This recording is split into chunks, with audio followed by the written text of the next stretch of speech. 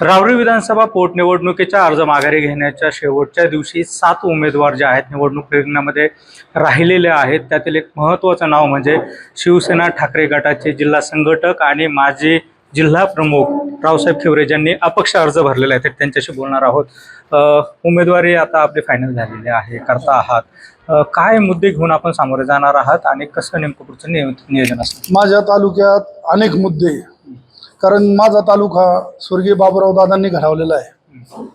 तो घडवत असताना तुम्ही जर बघितलं की हा असा तालुका आहे की तुम्ही जर रावरी कारखाना पाहिला, 250 एकर जमीन आहे त्याची, हायवेच्या कडाला. तुम्हाला महाराष्ट्राच्या धर्तीवर असा कारखाना ना अशी जमीन कुठं दिसणार नाही. असं मुळा धरण आहे, असं विद्यापीठ आहे, असे अनेक प्रकल्प स्वर्गीय बाबूराव दादांनी, काल पवार साहेबांनी, सर्जेराव गाडेंनी, कडू पाटलांनी, अण्णासाहेब कदमांनी हे सगळं केलं होतं. परंतु पुढे जाऊन हे काय त्याला वाटचाल भेटली नाही. आणि ही वाटचाल न भेटल्यामुळं एक एक प्रकल्प आमचा बंद होत गेला. आणि त्यामुळं आमच्या तालुक्यातला युवा हा बेरोजगार झाला. दुसरीकडे जर बघितलं तर आपण आता निवडणूक अपक्ष लढवत आहात. आपण मातोश्रीवरती देखील गेलेला होतात. पक्षाकडून उमेदवारी मिळालेली नाहीये, पण मग याचा काही फटका बसेल, कशा पद्धतीने? नाही, फटका वगैरे बसणार नाही.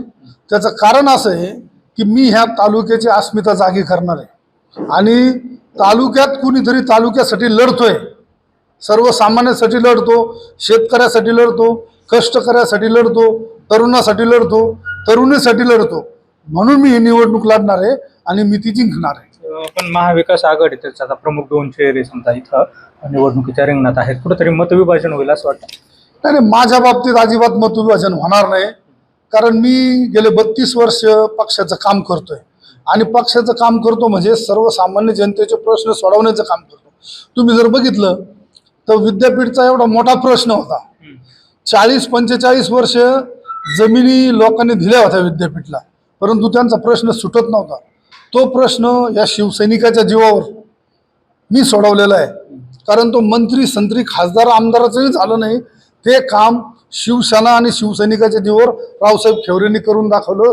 450 लोकांना परमनंट नोकरी तिकडे जाऊन. दुसरीकडे आज शेवटच्या दिवशी भाजपनं जे आहेत निवडणूक बिनविरोध व्हावी म्हणून प्रचंड प्रयत्न केलेत, अनेकांना फोन केले. आपल्याला असं काही फोन वगैरे आला होता का? काय दबाव आला होता? फोन आले होते मला. काय, मी बाळासाहेबांचा कडवट शिवसैनिक. मी कोणाचे फोन वगैरे मी कशाला जुमानत नसतो. एकदा आम्ही ठरवलं लढायचं, 100% लढणार. माझा देव मुंबईत होता, आज दुसरा देव मुंबईत बसलाय. मी कशाला कोणाचं ऐकू? इथं कोणी माझा नेता नाहीये. माझा नेता मुंबईत आहे. आणि माझ्या नेत्याला माहिती आहे की मी लढतोय, सामान्य माणसासाठी लढतोय, तालुक्याच्या अस्मितेसाठी लढतोय, या तालुक्याच्या तरुणासाठी लढतोय.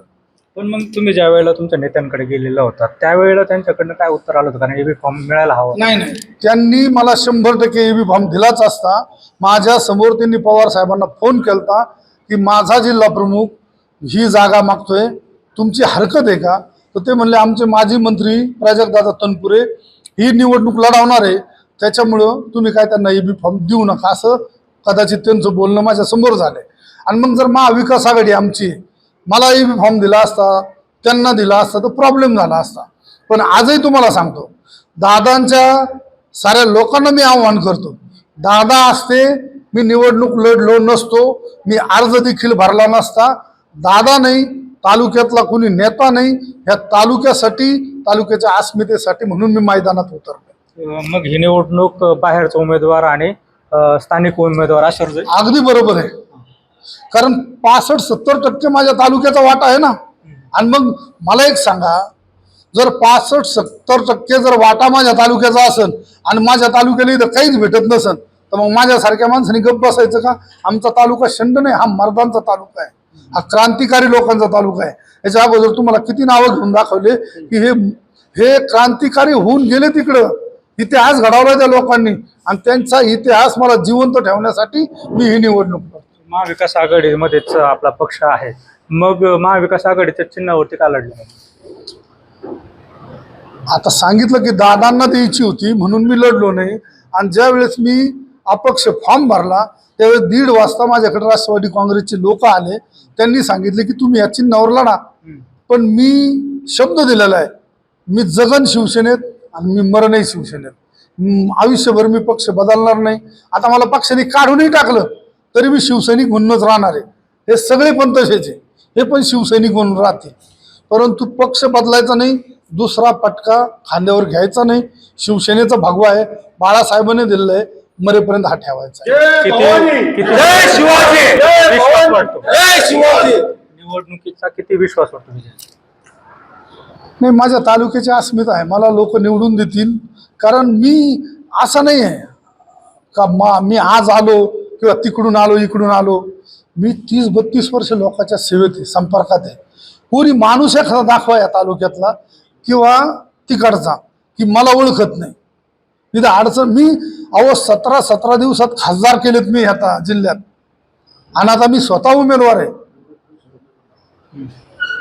एक पक्ष, एक झेंडा, एक निशाण. तर